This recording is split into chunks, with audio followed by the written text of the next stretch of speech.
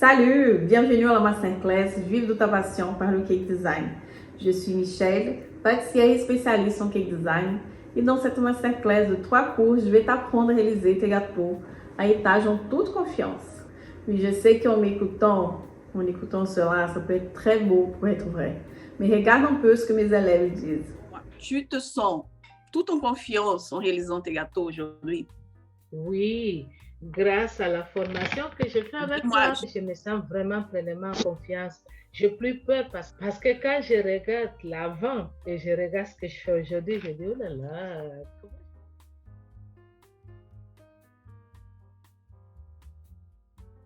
Tu peux te dire que tu te sens tout en confiance aujourd'hui pour réaliser tes gâteaux? Oui, parce que grâce à Michel, j'ai pu prendre confiance en moi et j'ai beaucoup évolué, j'ai beaucoup avancé et j'ai beaucoup appris.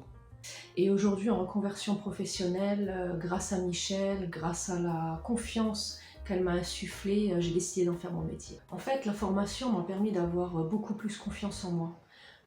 Jusqu'à cette formation, j'envisageais le cake design uniquement comme un passe-temps. En l'espace d'1 an, je suis passée de ce gâteau à ce gâteau. J'ai bénéficié d'un accompagnement exclusif car grâce aux vidéos, j'ai pu avancer à mon rythme. Et même aujourd'hui, 1 an après, Michel est toujours disponible pour répondre à ses élèves. Au-delà du design des gâteaux, ce qui me rend vraiment fière, c'est le retour des clients.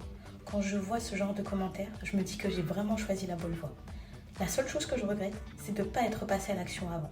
Combien de temps tu penses que tu as mis pour obtenir le résultat là, de ce premier gâteau? Je pense que le gâteau, je l'ai testé 1 mois après d'avoir pris la formation. J'étais pressée, j'ai fait, je pense que j'essaye pour voir si j'y arrive.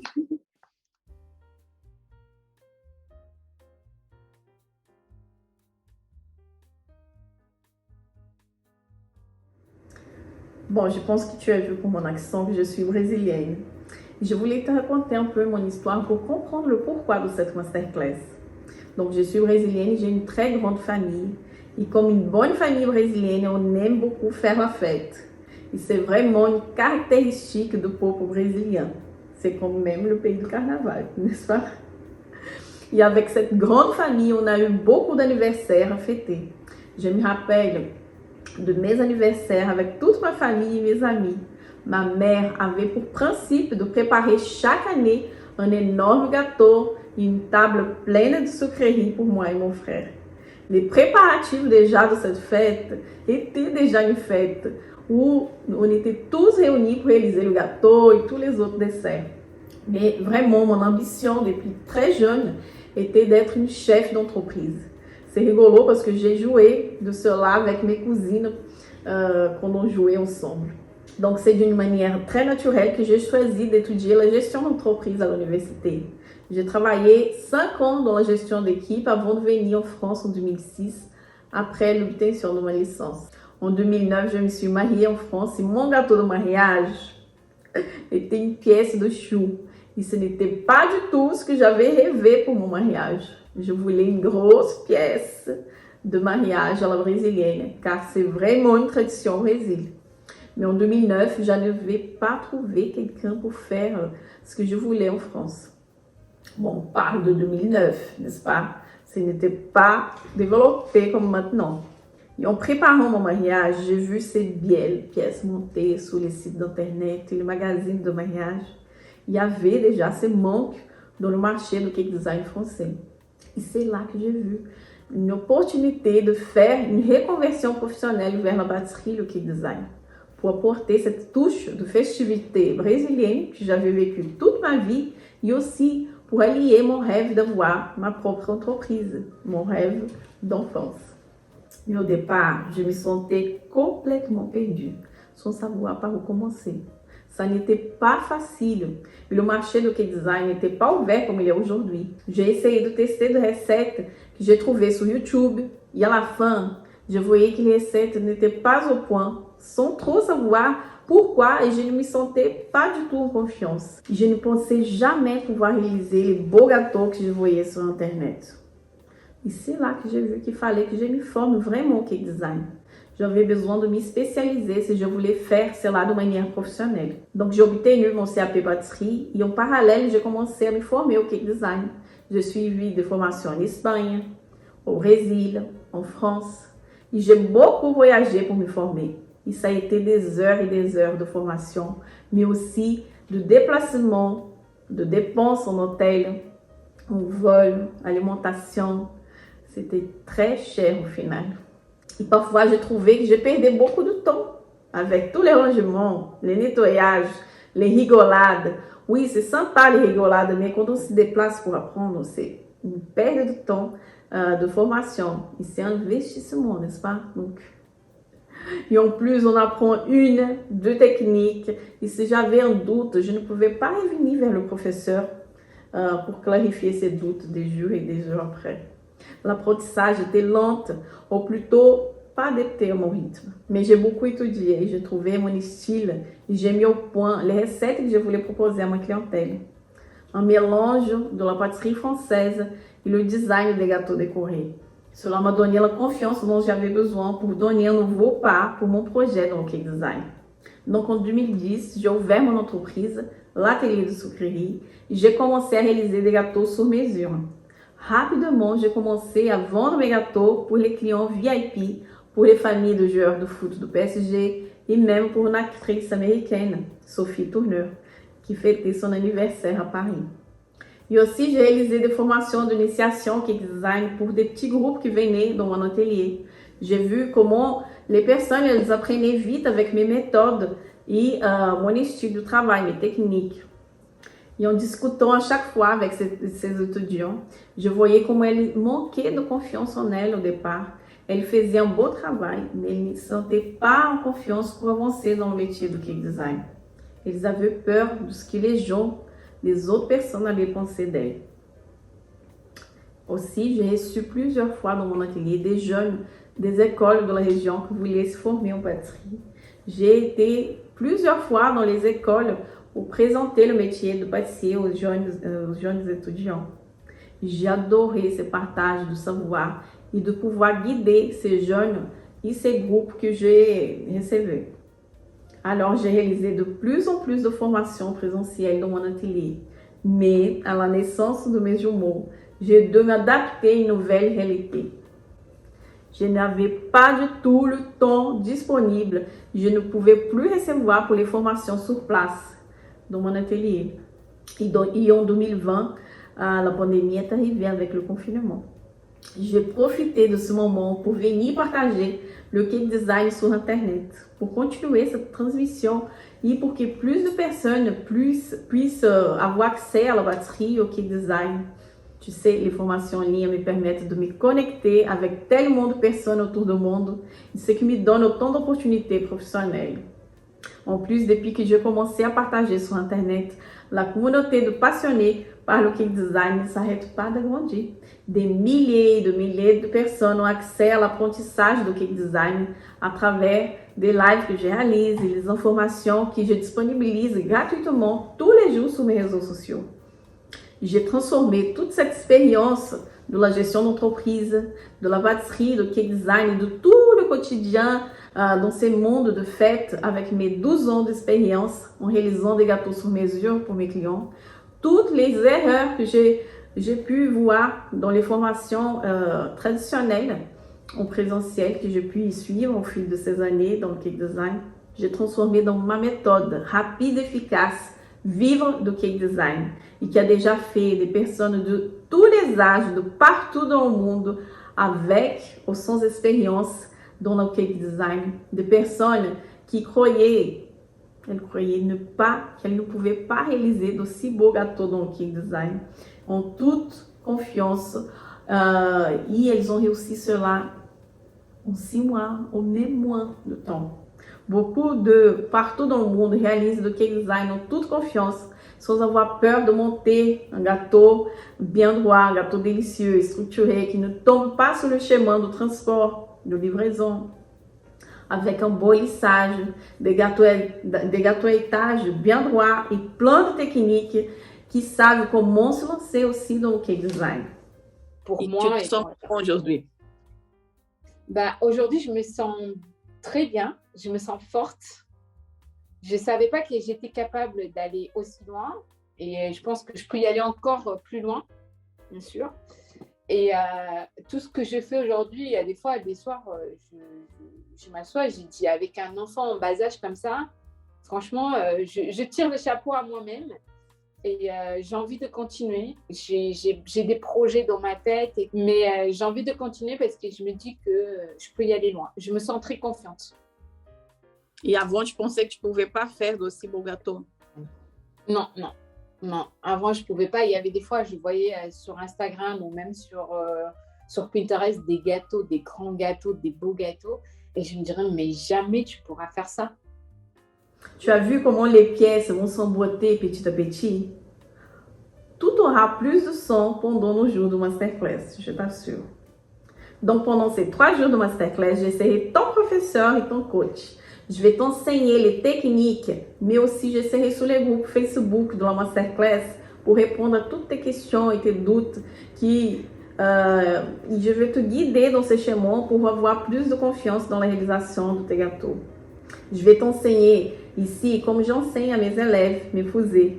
Bien sûr, nous avons 3 rencontres, 3 brefs cours où je vais te montrer la réalisation de gâteaux avec une seule technique de montage de décoration. Ça marche? Et cela, c'est la toute petite pointe émergée d'un énorme iceberg de ma formation complète. Écoute, avant de commencer, je voulais que tu saches que dans la pâtisserie, c'est très important de connaître les bases des choses. Donc ici, dans la masterclass, nous allons intercaler les sujets entre la théorie et les démonstrations pratiques. Je ne suis pas là aujourd'hui pour partager des recettes, d'accord?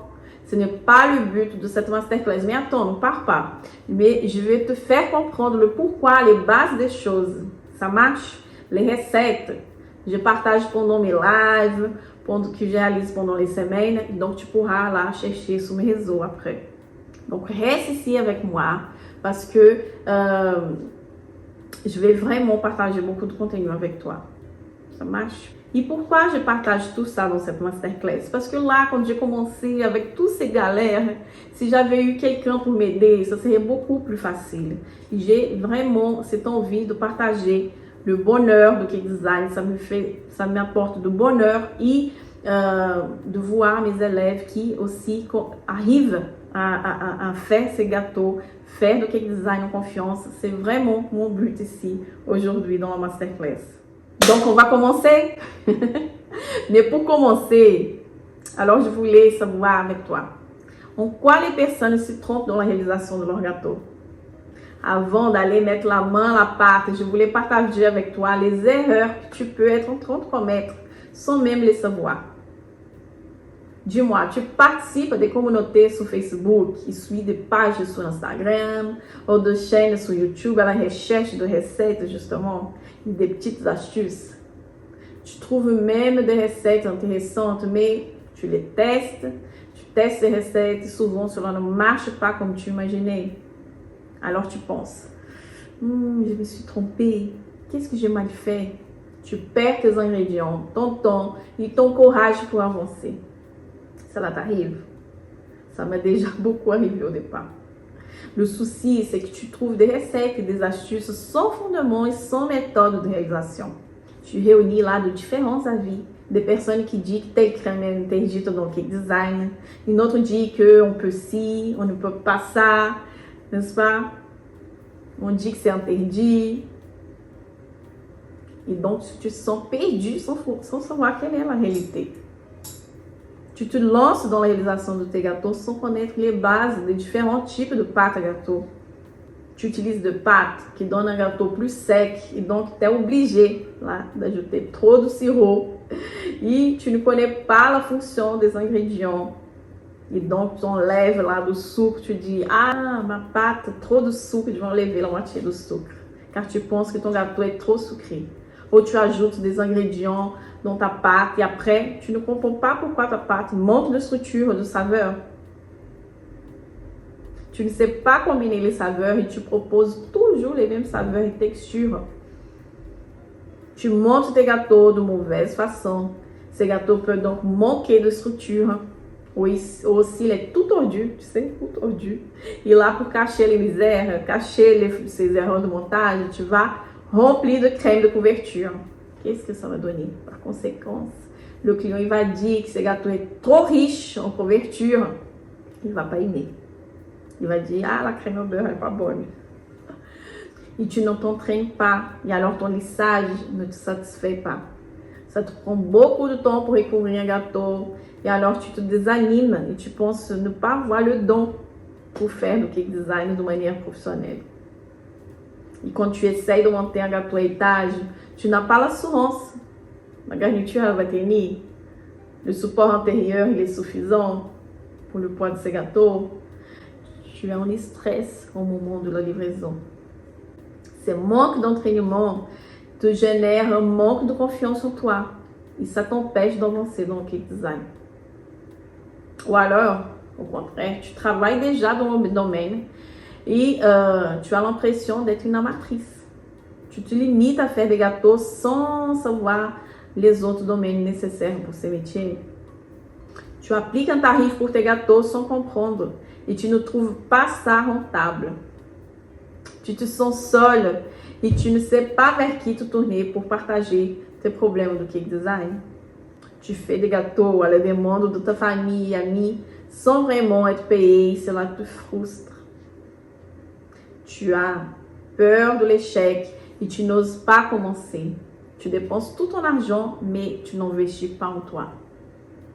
Tu n'organises pas ton emploi du temps, alors tu penses ne pas avoir assez de temps pour investir dans ce que tu aimes. Et le temps passe. Tu as raté plusieurs fois tes réalisations, alors tu as peur d'avancer. Alors tu t'identifies avec un de ces points. Tu sais, c'est là le cas de beaucoup de passionnés de cake design. Et je suis là aujourd'hui pour t'apprendre à réaliser tes gâteaux en toute confiance. Tu sais pourquoi? Je suis moi-même passée par ce chemin. J'ai déjà eu peur, j'ai aussi déjà laissé tomber les gâteaux pour manque de structure et j'ai eu envie de tout abandonner. Mais je vais t'aider dans ce chemin. C'est le but de cette masterclass. Tu sais, dans la pâtisserie, il y a plusieurs chemins. Et même si tu veux te spécialiser dans le cake design, tu peux faire des couvertures de gâteaux en pâte à sucre, en ganache, en chantilly. Mais tu peux aussi couvrir tes gâteaux et faire des décorations buttercream. Donc ici dans la masterclass, nous allons miser sur les gâteaux recouverts en buttercream. Mais dans ma nouvelle formation en ligne, j'aborde tous ces types de couverture. Ça marche? Alors quand on commence à penser à réaliser un gâteau, on doit penser à la base qui va supporter toutes les structures. C'est comme une maison, n'est-ce pas? Donc, je te propose qu'on commence à parler de la fonction des ingrédients et les différents types de pâte à gâteau pour commencer. On y va? Donc, pour commencer ici dans ce premier épisode, il faut imaginer que le cake design, c'est comme une maison. On a besoin d'une bonne base. On ne peut pas mettre le toit avant de faire le parterre, de faire les murs. Donc, on va commencer par la base. Et la base, c'est le gâteau. Le gâteau, c'est très important de choisir la pâte que tu vas utiliser pour que ce gâteau il ne se fonde pas. Si tu ne fais pas bien les fondations de cette maison, les risques que ça tombe, c'est incroyable. Il est là. Hein? Donc, en commençant avec une bonne base de gâteau, en connaissant les méthodes, les différentes méthodes de réalisation de gâteau, tu pourras choisir quel type de pâte tu vas utiliser pour le type de gâteau que tu vas réaliser. Il y a un type de pâte pour chaque type de réalisation. Et là, on réalise ici des gâteaux par la méthode des gâteaux à étage, de layer cake, qui vont avoir des hauteurs différentes. Avant, on faisait des gâteaux très bas. Si tu vas en boulangerie, les gâteaux ne sont pas super hauts, ils sont plus petits si tu es là à Paris. Mais là, maintenant, on va faire des gâteaux plus hauts. Tu vas voir à la fin, on va faire un gâteau de 15 cm de haut. Et pour cela, nous avons besoin d'une pâte bien structurée. Dis-moi, ça t'est déjà arrivé de réaliser un gâteau qui ne soit pas bien droit sur le côté ou qui ça commence à s'effacer là au moment que tu vas livrer ce gâteau, il bouge de tous les sens. Donc cela, c'est important que tu saches choisir la pâte de ton gâteau. C'est la base, les structures de ta réalisation. Donc si tu n'as pas une pâte savoureuse, humide, tu vas devoir imbiber encore plus ces gâteaux. si elle n'est pas moelleuse, tu vois, ne va pas être savoureuse. La pâte, elle doit être savoureuse et on va parler donc des méthodes, de différentes méthodes de réalisation de gâteau. Je peux te dire que nous avons 3 méthodes de réalisation de gâteau. La méthode directe, mousseuse, par crémage. Et après, nous avons 2 autres qui c'est une méthode hybride. On va mélanger 2 méthodes. Ou la méthode inverse. On va changer la façon de commencer cette pâte. On va changer l'addition des ingrédients sera différente. Donc ici, je vais aborder avec toi la pâte par la méthode directe. C'est une pâte facile à réaliser, d'accord? Très simple. Et je suis sûre que dans ta maison, toi là, même si tu n'as jamais fait de gâteau, tu as déjà vu cette pâte en France, par exemple, par la méthode directe. On réalise les gâteaux, les mamans françaises réalisaient les gâteaux en pot de yaourt. Donc on mesurait un pot de yaourt, un pot d'huile, un peu de farine ou 2 de farine, je ne sais pas combien d'œufs. Donc ça, c'est un gâteau, on va juste mélanger les ingrédients liquides avec les ingrédients secs. On va mélanger, il n'y a pas d'émulsion, il n'y a pas... tu peux faire à la main, d'accord? Pas besoin d'un batteur. Donc c'est vraiment très simple à faire. Nous avons d'autres types de gâteaux par cette méthode. C'est le Red Velvet, un gâteau carotte cake américain, d'accord? Donc c'est très simple. Et même le brownie, quand tu vas faire, il n'y a pas trop besoin d'émulsion. C'est une méthode directe. Là, on mélange les ingrédients et on met au four. Et c'est très simple. Donc pour savoir aussi réaliser un bon gâteau, il faut connaître la fonction des ingrédients. Qu'est-ce qui va laisser ma pâte plus humide, plus moelleuse? Comment équilibrer? Quels sont les ingrédients qui donnent de l'équilibre, de la structure dans ma pâte? Donc, on va parler de cela aussi, la fonction des ingrédients maintenant. Donc, chaque ingrédient dans notre pâte à gâteau, il a une fonction. Parfois, je reçois des demandes dans mon Instagram. Michel, par quoi je peux remplacer ça? Le beurre, ou par quoi je peux remplacer le sucre. Donc, si tu comprends la fonction de chaque ingrédient, ça va t'aider déjà à réfléchir comment tu peux substituer, ou peut-être là dans ta région, là où tu habites, c'est plus difficile à trouver tel ingrédient, tu peux trouver une astuce. Donc là, pour donner les structures dans ton gâteau, quels sont les ingrédients qui donnent de la structure? La farine, l'œuf, le lait et le sucre. Donc, parfois, souvent, je reçois celle-là. Michel, je vais enlever la moitié de sucre dans ma recette parce que je ne veux pas que ça soit sucré. Je n'aime pas trop le sucre. Donc, je coupe par la moitié. Il y a des changements qui vont apporter dans les structures de ton gâteau. Non seulement dans le sucre, la douceur, mais aussi, ça joue aussi dans les structures du gâteau. Donc, il faut faire des tests, voir si le résultat final va te plaire, d'accord? La farine, comme je disais, la farine en France, qu'on utilise pour la pâtisserie, c'est la T45. Et il faut faire attention de ne pas trop mélanger cette farine dès que tu ajoutes, parce que dans la pâte à gâteau. Parce que quand tu ajoutes de liquide dans cette pâte, le liquide en contact avec la farine va commencer à développer le gluten. Et plus tu mélanges, plus le gluten sera développé et plus ta pâte va être élastique. Après, pour donner du moelleux dans notre gâteau, nous avons le sucre, la matière grasse, les jaunes d'œufs. Donc, le sucre aussi vient là pour donner du moelleux. Donc, plus tu enlèves du sucre de ta recette, plus le gâteau va être plus ferme, moins moelleux. La matière grasse aussi. Ah, et je suis au régime, je veux un gâteau pas très riche en beurre. Je vais enlever la moitié de beurre. Est-ce que c'est une bonne idée? Peut-être pas, d'accord? Mais aussi, tu peux utiliser en termes de matière grasse, tu peux utiliser de l'huile, tu peux utiliser de l'huile de coco, il y a de l'huile d'oléagineux, le beurre, le ghee. Donc, il y a plusieurs types de matière grasse qui peuvent être utilisées là dans la pâtisserie, dans la réalisation de gâteau, que ça va donner plus de saveur, plus d'humidité. Là, dans le cas, il va donner du moelleux, là, la matière grasse. Le jaune d'œuf aussi, il donne ce moelleux dans notre dans notre pâte à gâteau, d'accord? Ensuite, l'humidité. Qu'est-ce qui va donner l'humidité dans notre pâte à gâteau?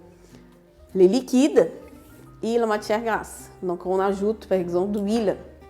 L'huile apporte plus d'humidité à la pâte, plus que le beurre. Le beurre, quand on l'amène au frais, il change d'état, il va être ferme. Alors que les huiles, si on l'amène au frais, ça garde le même état. Donc, ça garde cette humidité. Tu touches le gâteau, il est moelleux, il n'est pas ferme, c'est délicieux aussi. Donc, tu peux imaginer les recettes, créer tes recettes, imaginer qu'est-ce que tu veux plus dans ta recette. Structure, moelleux, humidité, croissance. Donc, tu peux équilibrer, on va dire, les ingrédients. Et c'est comme ça que j'ai créé ma pâte de base, en équilibrant les ingrédients. Ah, je vais plus de moelleux, ah, je vais moins de sucre, mais je vais quand même garder les structures. Ah, je vais ci, je vais ça. Et je suis arrivée à une pâte délicieuse. Donc, tu peux faire, ce que j'ai dit à chaque fois, c'est de transformer ton atelier, ta cuisine, dans un laboratoire et faire plein de tests et trouver tes recettes de base, d'utilisation, tester pour toi. Après, pour amener la croissance, nous avons les poudres levantes, bicarbonate de sodium et la levure chimique. Mais nous avons aussi l'air. L'air, il donne de la croissance. On a vu les blancs d'œufs montés par la méthode mousseuse et le beurre plus le sucre mélangé par la méthode crémeuse aussi. Quand on mélange le beurre avec le sucre, ça apporte de l'air. Donc aussi, encore une fois, si tu enlèves trop de sucre, moins d'air va être incorporé dans la pâte. Tu vois? Qu'est-ce que le sucre fait aussi de différence dans nos réalisations? Donc, tu peux équilibrer le sucre d'autre façon. Laisse la pâte bien équilibrée. Tu peux enlever les sucres dans les garnitures. C'est ce que j'ai fait. J'essaie de faire des garnitures moins sucrées et je garde les structures de mon gâteau bien équilibrées. Donc, ces fonctions-là, elles changent aussi par rapport, là on parle de la pâte à gâteau, et les fonctions des ingrédients, ils changent par rapport au type de réalisation que tu es en train de faire. Donc là, pour la pâte à gâteau, c'est ces fonctions-là que nous avons pour notre pâte. Donc maintenant, je t'invite à venir avec moi pour réaliser la pâte à gâteau. Reste là, bien connecté, à regarder. Je vais te montrer une pâte par la méthode directe, ou de 2 étapes. Tu vas voir, ou par addition. Tu vas voir comment c'est simple à réaliser, un gâteau délicieux et très rapide à faire. Je vais chercher les ingrédients.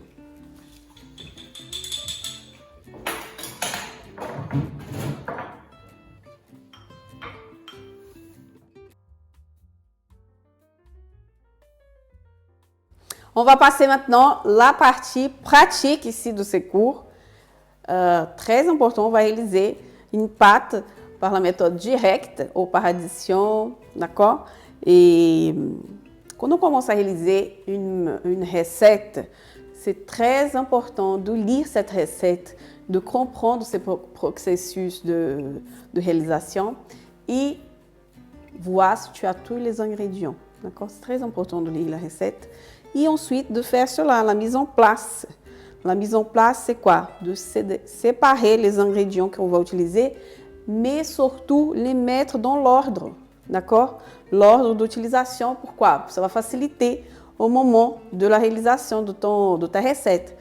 Dis-moi si tu n'as déjà pas oublié un ingrédient au moment de préparer ta pâte. Je dois arrêter, aller chercher, j'ai oublié ci, j'ai oublié ça. Très important donc de faire cette mise en place. Et là, j'ai mis dans l'ordre. On va faire un Devil's Food Cake. C'est un gâteau, une pâte à gâteau américain, d'accord? J'aime pas la traduction, donc on va vous dire qu'on va faire un gâteau très chocolaté. Et il y a des ingrédients différents ici dans cette pâte. Et là, on a parlé de la fonction des ingrédients, donc tu vas comprendre un peu plus pourquoi j'ai mis telle chose. Et si tu veux substituer ces ingrédients, ça change Chaque fois qu'on change l'ingrédient de la recette, ça change la composition, la texture, le goût de la recette, d'accord? Donc ici, par exemple, je vais utiliser du sucre muscovado. Le sucre muscovado, ça va donner un goût un peu plus caramélisé, il y a un goût de réglisse, léger. Donc, si tu changes pour un sucre semoule, ça va donner une autre saveur dans la pâte aussi. Et ça aide aussi pour la coloration de la pâte.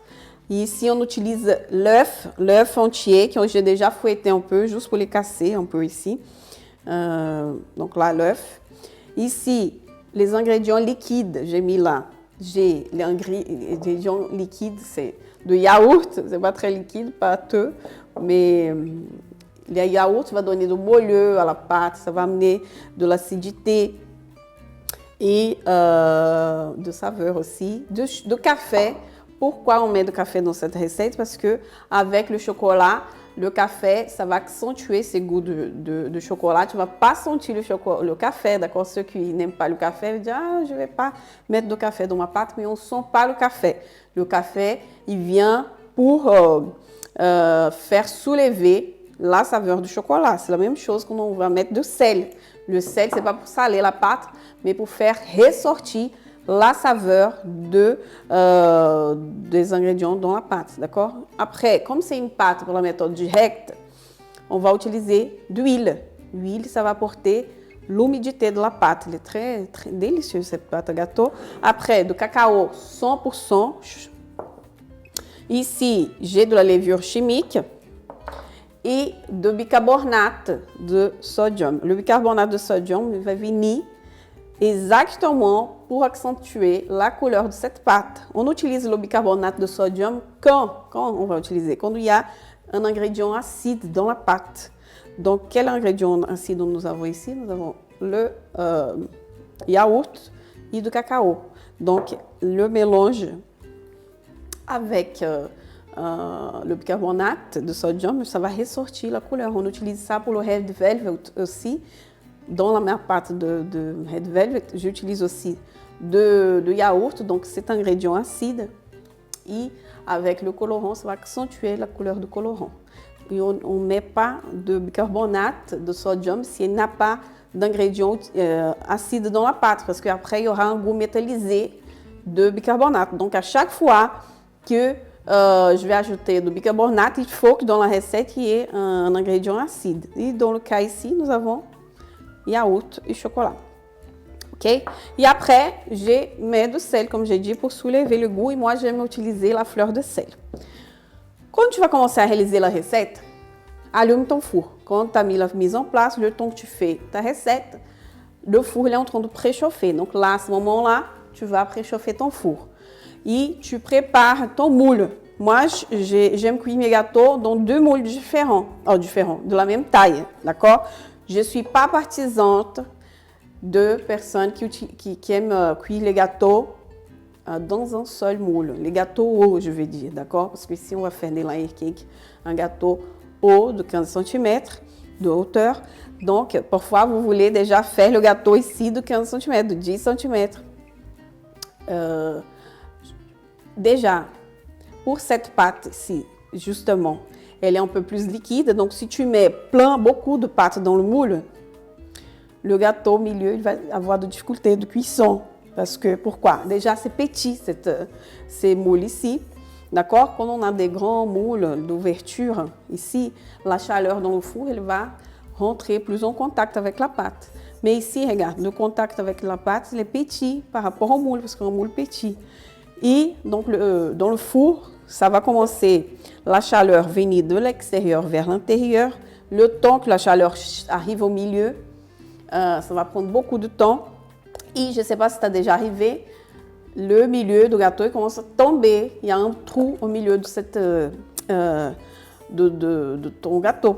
D'accord?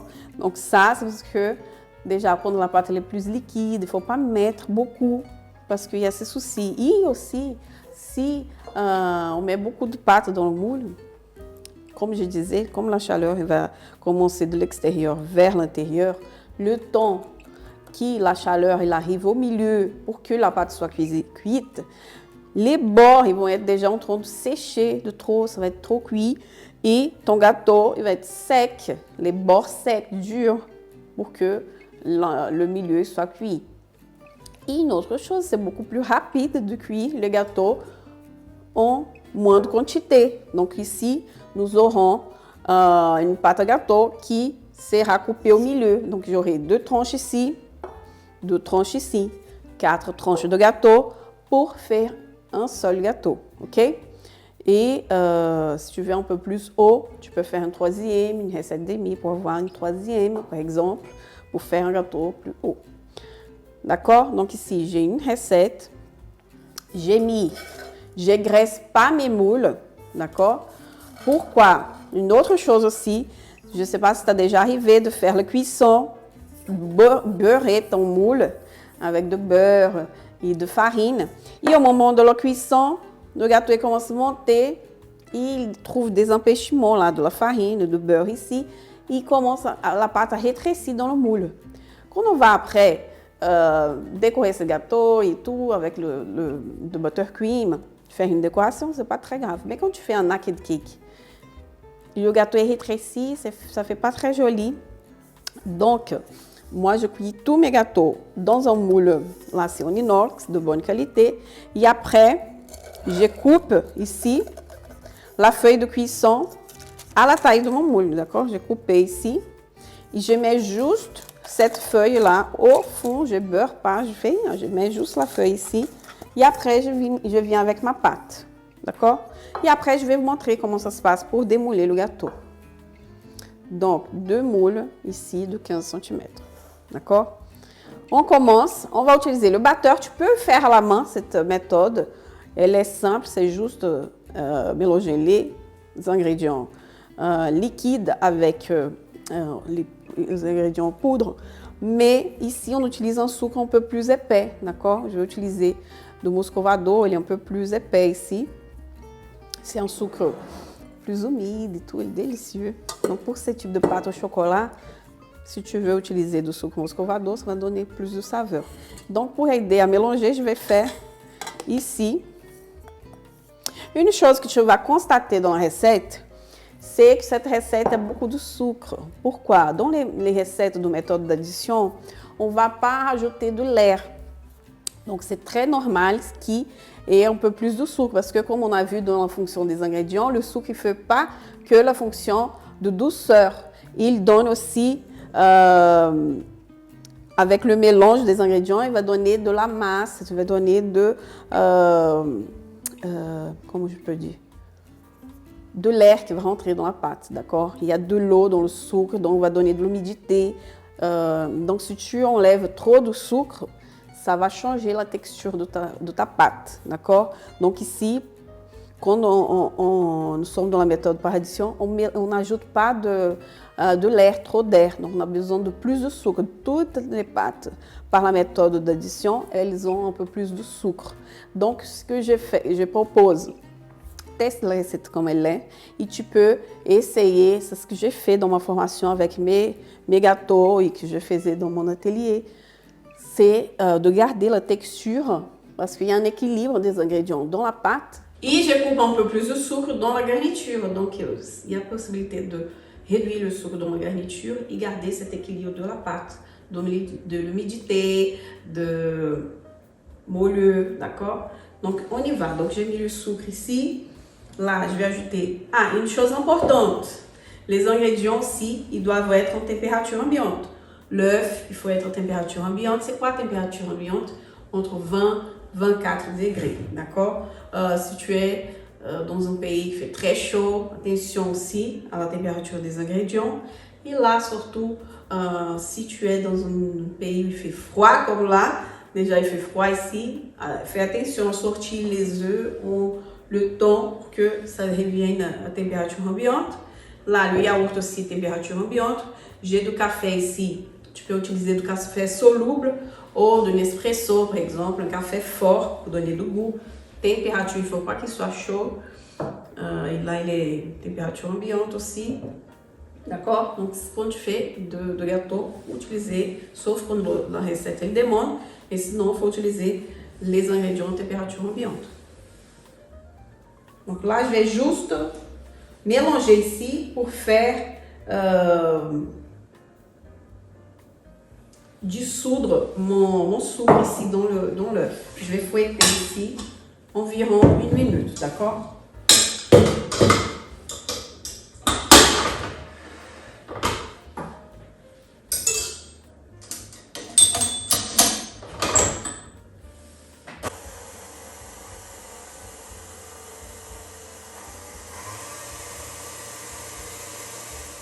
Donc là, c'est bon. La texture.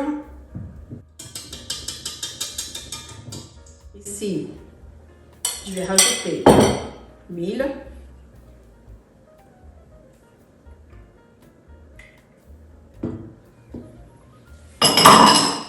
Café. Et là, le yaourt. Le yaourt ici, c'est sans sucre nature, d'accord? Le yaourt naturel.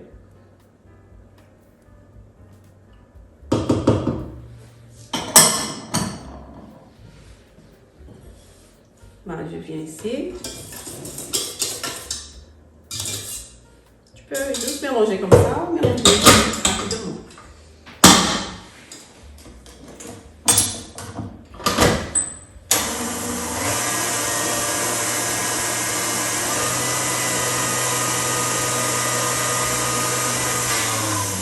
C'est bon, très rapide ici.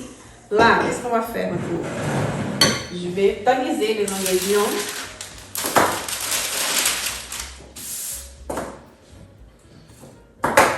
Farine. Donc, j'utilise une farine T45 ici. De cacao. Là, ça c'est le bicarbonate, le sodium, levure chimique.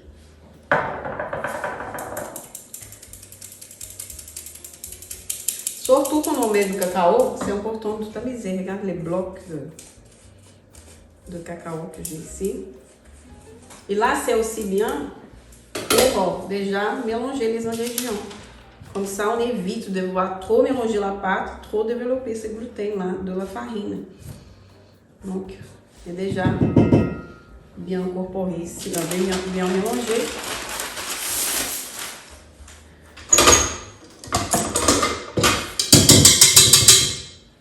C'est bon. Je vais prendre fouet ici. Et je vais rajouter ça. Deux fois ici.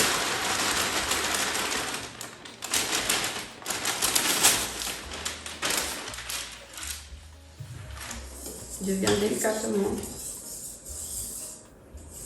mélanger.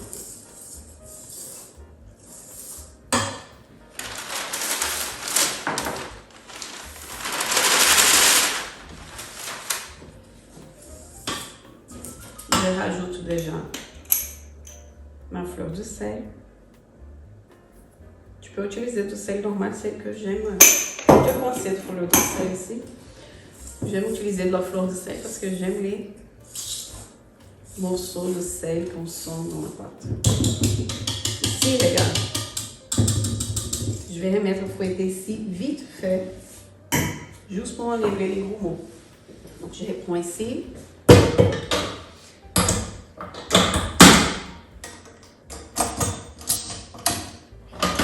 Je vais faire vite fait un mélange rapide. Voilà. Maintenant, je vais peser la pâte pour avoir la même quantité dans le moule. On va avoir plus dans un moule et moins dans l'autre. Je pèse ici ma pâte pour avoir cette même quantité. Regarde la texture de la pâte.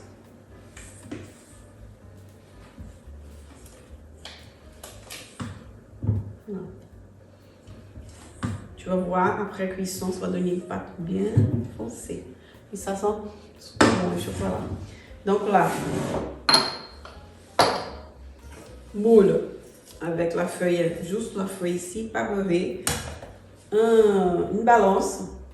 C'est pas obligatoire, d'accord? Mais j'ai l'habitude de peser ma pâte pour avoir cette même quantité dans le moule. Quand je vais couper mes tranches de gâteau, tu vas voir dans l'épisode 3, on va couper ces tranches, ça va être pareil, ça va être bien. Donc là, je divise par 2.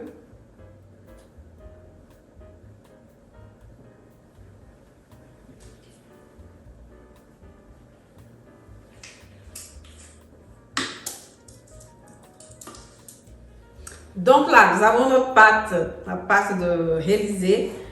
Ça va au four préchauffé entre 35 et 40 minutes. Le temps, ça va dépendre de ton four, d'accord? On cuit les gâteaux. Tu vois, la pâte, elle est plus liquide. On va cuire ces gâteaux entre 170, 180. Ça va dépendre de ton four. Il faut bien connaître son four parce que parfois,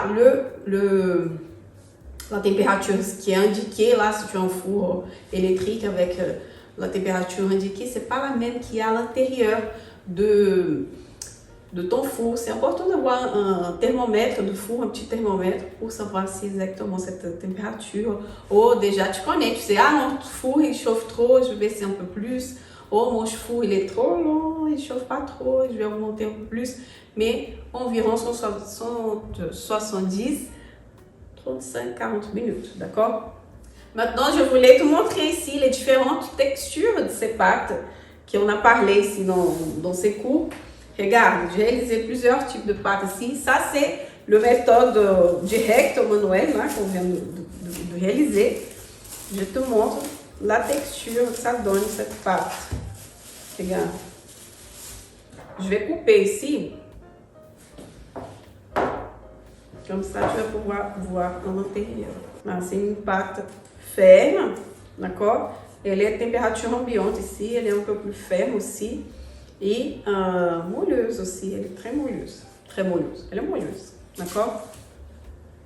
Après, ici, j'ai la pâte par la méthode mousseuse.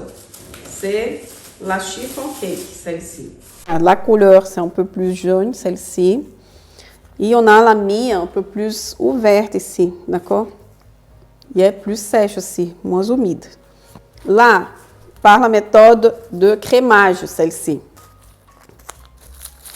C'est ma pâte de base par crémage. Elle était au frais, celle-là. Donc, j'ai par méthode crémage qui était à température ambiante. Et celle-ci, c'est ma pâte de ma formation. Toutes sont de ma formation. Et celle-ci, c'est de base. On a une mie un peu plus unie, plus blanche, plus claire, d'accord? Donc, là, elle est ferme parce qu'elle était au froid. Donc, ça, c'est une des bonnes choses quand on est en train de monter les gâteaux, d'avoir une pâte par la méthode crémage. Ça nous donne plus d'assurance, surtout quand on va monter des pièces montées. C'est vraiment génial, cette pâte ici, pour donner cette assurance. Et là, j'ai la méthode inversée, ici. La méthode inverse. Donc, ici, j'enlève ici, juste pour que tu puisses voir à l'intérieur. Ici, c'est plus clair encore, la mie. Et c'est ferme aussi, ça nous donne une fermeté. Et on a une mie un peu plus claire de tout ici. Un gâteau moelleux, d'accord? Et c'est un peu frais, parce qu'ici, à l'atelier, fait froid et c'est pas super moelleux encore, mais quand elle est plus en température ambiante, elle devient beaucoup plus moelleuse. Là, c'est une pâte de la méthode crémeuse aussi, avec fruits rouges. Donc là, quand on utilise de fruits, il vient en bas, d'accord? Parce que ça pèse dans le gâteau, parfois ça descend. Et là, on voit déjà que c'est à température plus ambiante. Elle est très humide, cette pâte. Et je pense que celle-là, c'est la méthode reverse. Oui, la méthode inverse de la méthode de crémage. Et on a une mie plus blanche, plus moelleuse. C'est très moelleux, là. Ça donne envie de manger, déjà. J'enlève le topper ici, juste pour que tu puisses voir. Et celle-là, c'est une pâte avec des noix. Juste pour te dire que avec l'équilibre de ma pâte, on peut faire plein de saveurs. Avec des noix au milieu, qui sont là, regarde. Ça nous donne une mie ferme aussi et très savoureuse avec les oléagineux qu'on peut ajouter dans la recette de la pâte. Donc voilà des idées de texture déjà que tu peux avoir avec les différentes méthodes et les modifications que tu peux faire dans la pâte pour la donner de saveur. Donc là, plus ferme et humide, plus moelleuse, d'accord? Plus ferme aussi, d'accord? Plus ferme, plus savoureuse celle-là à cause du beurre. Bon, j'espère que tu as aimé ce premier épisode. Aujourd'hui, nous avons parlé des possibles erreurs que tu es en train de commettre pour réaliser tes gâteaux et te lancer dans le cake design. Je vais t'expliquer ici la fonction des ingrédients et les différents types de pâte à gâteau pour te faire sortir de tes mole cake de tes génoises. Et pourquoi j'insiste dans les gâteaux à étage? Ils sont plus rentables pour ton entreprise. Tu vas pouvoir te différencier des autres cake designers qui se limitent à des gâteaux simples. Tu vas pouvoir aussi attirer une clientèle différenciée des gâteaux de mariage, d'entreprise, des gros événements. Ça marche? Donc demain, je t'attends parce que nous allons parler de la façon correcte de réaliser tes gâteaux en toute confiance ou de te lancer dans le cake design. Nous allons faire le montage de notre gâteau. Je vais te parler des 6 pas pour un montage de gâteau bien structuré. Et là, si tu as des doutes sur le contenu d'aujourd'hui et souhaites partager ce que tu as pensé de notre premier cours, je t'invite à venir participer à notre communauté sur Facebook, une communauté spéciale pour cet événement. Il y a un gros bouton ici en bas de cette vidéo. Il faudra juste cliquer que tu seras dirigé vers là-bas. Nous allons organiser un jeu pendant cette masterclass. Je veux beaucoup que tu participes, ne loupe pas, parce que tu pourras avoir un superbe cadeau à la fin de la masterclass. Et aussi, en bas de cette vidéo, il y a un gros bouton pour t'amener vers un groupe WhatsApp, parce que là-bas, c'est plus facile notre communication et comme ça, j'envoie les liens des cours dans les groupes WhatsApp. Et je t'invite aussi à participer dans mes réseaux sociaux. En bas ici, il y a les liens. Tu pourras aller sur mon Instagram, il y a plein de matériel. Sur YouTube, il y a plein de vidéos sur YouTube. Et mon Telegram, toutes mes recettes que je réalise pendant mes lives dans les semaines. Donc, merci pour aujourd'hui. Merci de ta présence. Je t'attends après-demain à la même heure pour le cours 2 de cette masterclass. Gros bisous. Grâce à cette formation, j'ai pu remettre mon tablier et me remettre au travail parce que je suis devenue plus épanouie, plus professionnelle, plus créative et encore plus passionnée. Parce qu'un gâteau ne ressemble jamais à un autre. Vous pouvez regarder mes créations d'avant et mes créations d'aujourd'hui. Vous allez vraiment voir la différence. Avec cette formation, on progresse d'une vitesse incroyable. On est d'ailleurs appelé les fusées. C'est pas pour rien. Et quand tu reçois des retours clients comme celui-là, ou celui-là, tu ne peux être que ravi. Tu es sûr que tu as accompli ta mission et que tu as réussi. Et tout cela grâce à cette formation. Cette formation m'a tout simplement donné la joie de vivre, le bonheur de pâtisser avec amour et goût. Donc voilà ce que m'a apporté la formation, voilà ce que m'a apporté Michel Cardozo. Une nouvelle façon d'envisager l'avenir avec beaucoup plus de confiance en moi. Un nouveau projet professionnel que je pensais carrément inenvisageable jusqu'à maintenant. Donc voilà, CAP pâtisserie et création d'un labo en cours. Et puis c'est parti pour démarrer une nouvelle vie. Et tout ça en continuant à me former avec Michel. Merci Michel.